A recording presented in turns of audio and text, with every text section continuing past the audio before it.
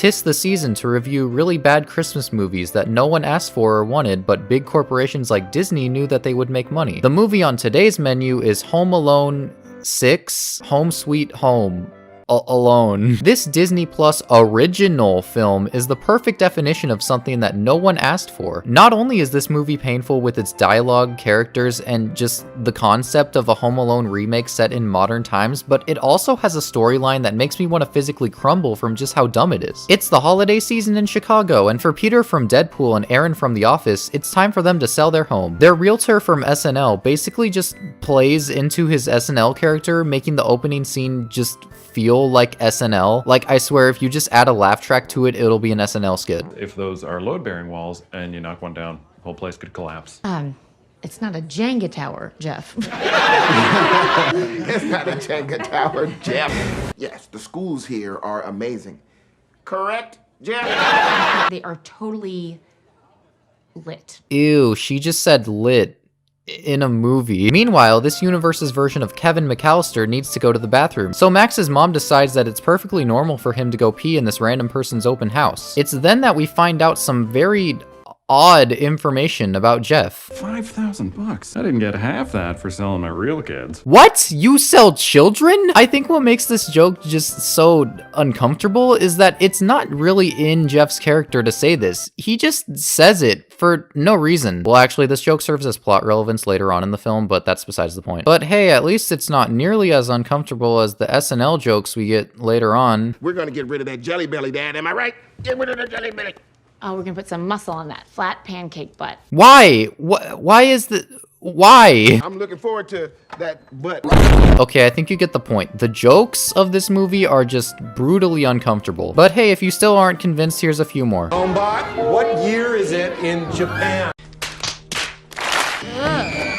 Don't touch me, perv. I'm your sister. Oh yeah, what's the plot of this movie? Okay, so when Max is at Jeff and Pam's house, he steals this upside down face doll, and Jeff later finds out that the doll is a rare factory defect going for 200 grand on eBay. And since Jeff and Pam are having cold feet about selling their home, they decide that they want to get the doll back so they can afford to keep their home. So the next day, Jeff goes to Max's house and tries to get the doll back, but whoopsies, the entire family and extended family are in a rush to leave the house because they're late for their flight.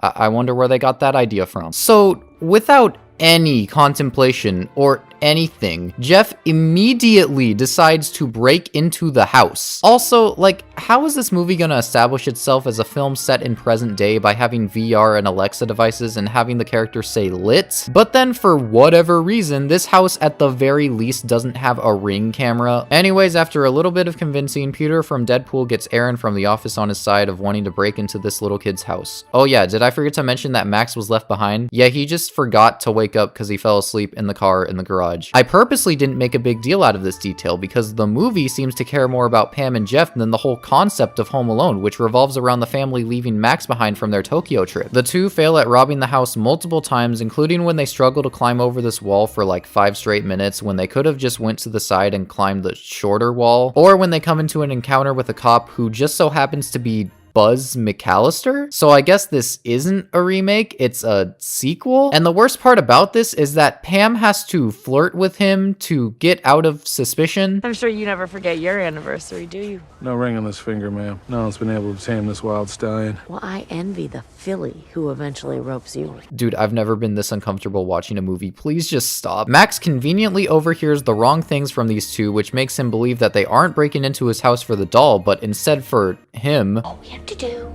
is find that ugly little boy, and then some crazy old lady will pay us $200,000 for him. $5 grand for an ugly porcelain kid. I didn't get half that for my real kids. Oh, okay, so I guess that's why they made that awkward and out-of-place joke at the beginning of the film. The two robbers get even more screen time than Max, which makes it so that there aren't really any villains in this film, no matter how hard the film tries to make these two intimidating to Max. This is who we are now.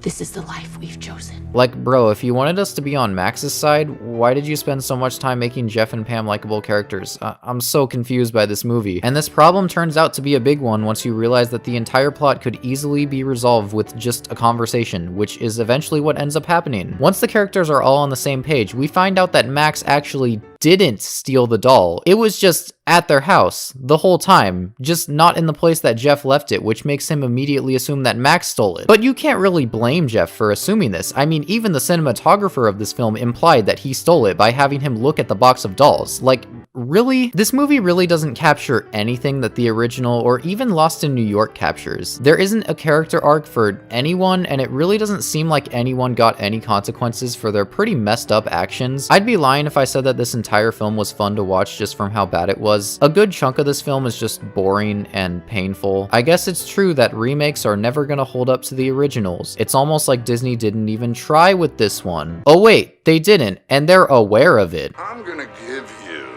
to the count of 10. I'm gonna give you to the count of 10. This is garbage. I don't know why they were always trying to remake the classics. Never as good as the originals. No, God! I'm so worried that criticism will be levied against me that I levy it against myself before anyone else can. And I think that, oh, if I'm self-aware about being a douchebag, it'll somehow make me less of a douchebag. But it doesn't. Okay, I'm done with this movie. I hope everyone has a good holiday season. Subscribe, share this with your friends, and if you need me, I'll be in Radiator Springs trying to forget that this movie exists.